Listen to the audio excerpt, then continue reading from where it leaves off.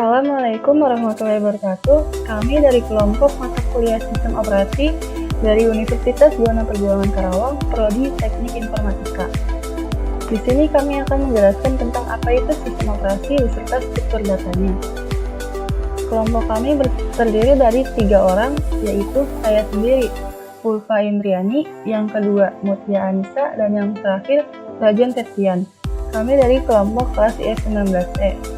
Langsung saja ke pembahasan. Di sini ada 4 pembahasan, yaitu pengertian sistem operasi, tugas sistem operasi, komponen sistem operasi, dan terakhir struktur dasar sistem operasi.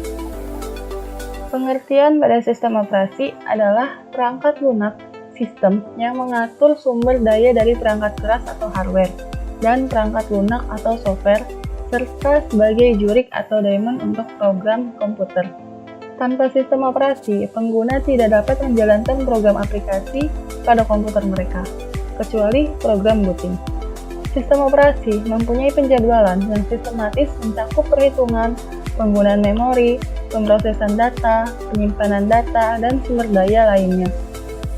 Secara umum, sistem operasi adalah software pada lapisan pertama yang ditempatkan pada memori komputer pada saat komputer dinyalakan, sedangkan software-software lainnya dijalankan setelah sistem operasi berjalan, dan sistem operasi akan melakukan layanan inti umum untuk software-software itu.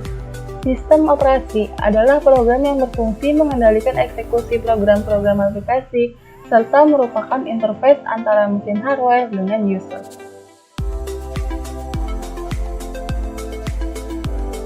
Tugas sistem operasi yaitu ada 3. Yang pertama, mengendalikan sumber daya komputer atau resource management. Yang kedua, menyediakan layanan untuk pemrograman atau programming service. Dan yang ketiga, melakukan penjadwalan eksekusi program atau scheduling. Komponen sistem operasi.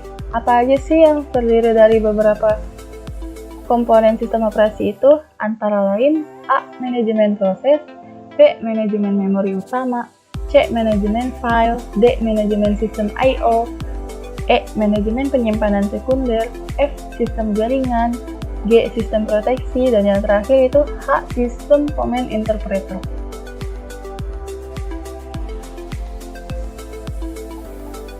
Struktur dasar sistem operasi ada 5, terdiri dari yang pertama, monolithic system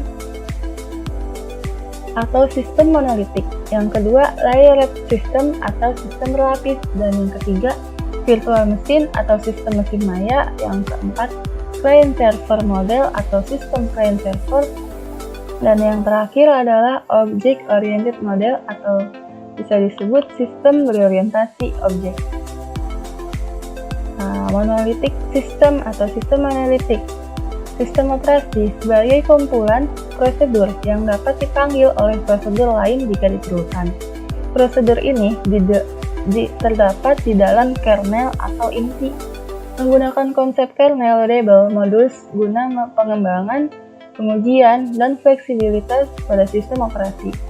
Karakteristik monolitik sistem itu prosedur dapat saling dipanggil oleh prosedur lain di sistem bila diperlukan, dan kernel berisi semua layanan yang disediakan sistem operasi untuk pengguna. Inisialisasinya terbatas pada fungsional perangkat keras yang terbagi menjadi 2 bagian, yaitu kernel dan sistem program. Kernel terbagi menjadi serangkaian interface dan device driver dan menyediakan sistem file, penjadwalan CPU, manajemen memori, dan fungsi-fungsi sistem operasi lainnya melalui sistem call.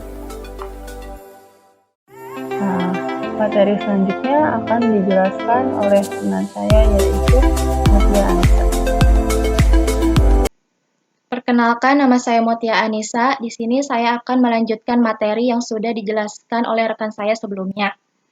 Nah, di sini ada contoh sistem operasi dari monolithic system. Yang pertama ada MS-DOS, merupakan sistem operasi yang menyediakan fungsional dalam ruang yang sedikit, sehingga tidak dibagi menjadi beberapa modul.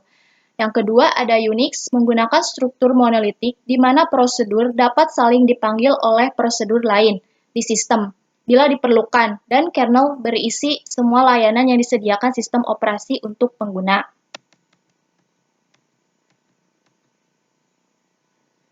Nah, ini tuh contoh gambar penerapannya. Yang pertama, application program. Yang kedua, resident system program. Yang ketiga, ada MS-DOS device drivers. Yang keempat, ada room BIOS device drivers. Kemudian selanjutnya ada layer system atau sistem berlapis. Sistem operasi yang dibentuk secara hierarki berdasar lapisan-lapisan, di mana lapisan bawah memberi layanan terhadap lapisan di atasnya. Karakteristik dari layer system itu yaitu lapisan yang paling bawah adalah perangkat keras, dan yang paling tertinggi adalah user interface. Sebuah lapisan adalah implementasi dari objek abstrak yang merupakan enkapsulasi dari data dan operasi yang bisa memanipulasi data tersebut. Struktur berlapis dimaksudkan untuk mengurangi kompleksitas rancangan dan implementasi sistem operasi. Tiap lapisan mempunyai fungsional dan antarmuka masukan keluaran antara dua lapisan bersebelahan yang terdefinisi bagus. Lapis-lapis dalam sistem berlapis ada 6, yaitu yang pertama, lapis 5, yaitu the operator yang berfungsi untuk pemakai operator. Yang kedua, ada lapis 4, yaitu user program, yang berfungsi untuk aplikasi program pemakai.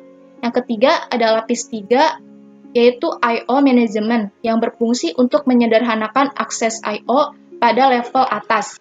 Yang keempat ada lapis 2, yaitu operator perangkat communication, yang berfungsi untuk mengatur komunikasi antar proses.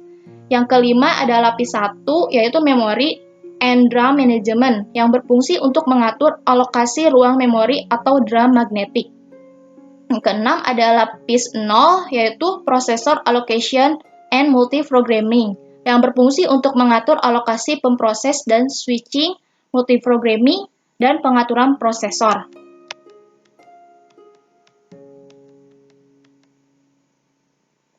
Nah, contoh sistem operasinya yaitu DE yang dibuat oleh Zijkstra dan mahasiswa-mahasiswanya, serta sistem operasi multi.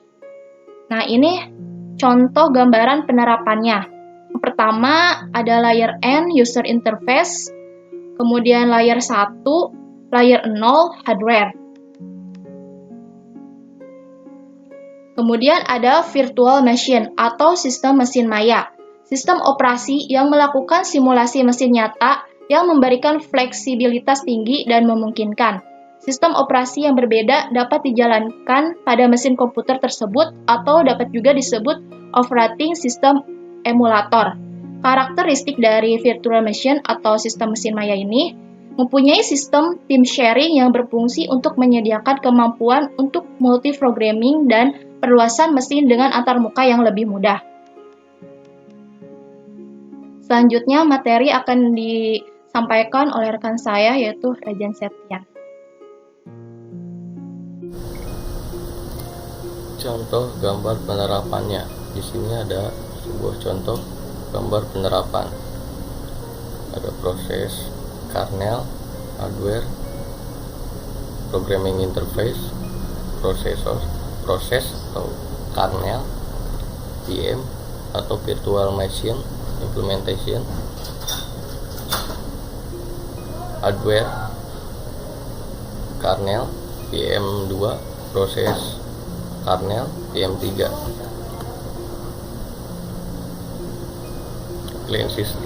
Client server model. Di sini memiliki karakteristik proses client yang memerlukan layanan mengirim pesan ke server dan menanti pesan jawaban. Proses server setelah melakukan tugas yang diminta mengirim hasil dalam bentuk pesan jawaban ke proses client. Server hanya menanggapi permintaan klien dan tidak memulai dengan percakapan klien. Kode dapat diangkat ke level tinggi sehingga kernel dibuat sekecil mungkin dan semua tugas diangkat ke bagian proses pemakaian. Kernel hanya mengatur komunikasi antara klien dan server karena yang ini populer dengan sebutan mikrokernel. Contoh sistem operasi Windows 2000 server Linux, contoh gambar penerapannya. sini adalah komputer server dan di sini adalah beberapa perangkat dari klien.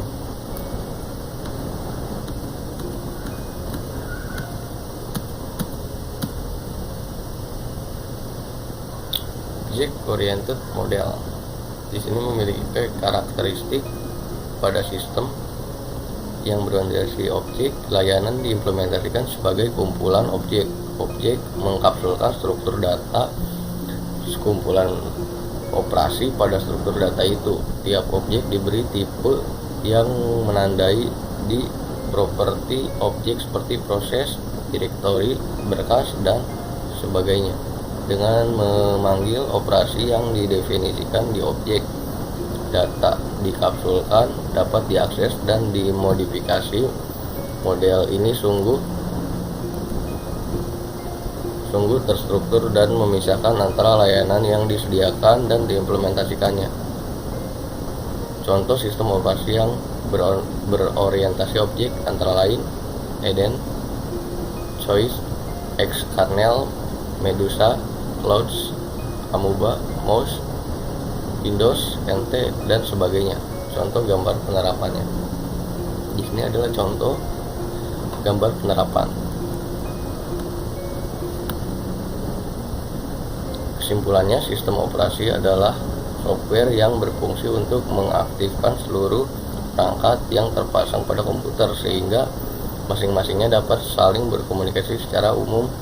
Sistem operasi adalah software pada lapisan pertama yang ditaruh pada memori komputer pada saat komputer dinyalakan.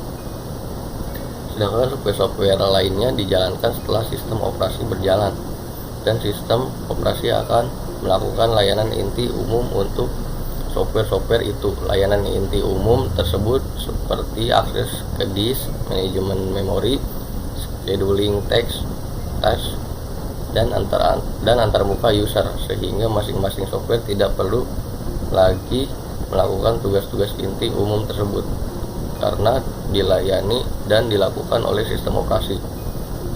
Bagian kode yang melakukan tugas-tugas inti dan umum tersebut dinamakan dengan kernel suatu sistem operasi.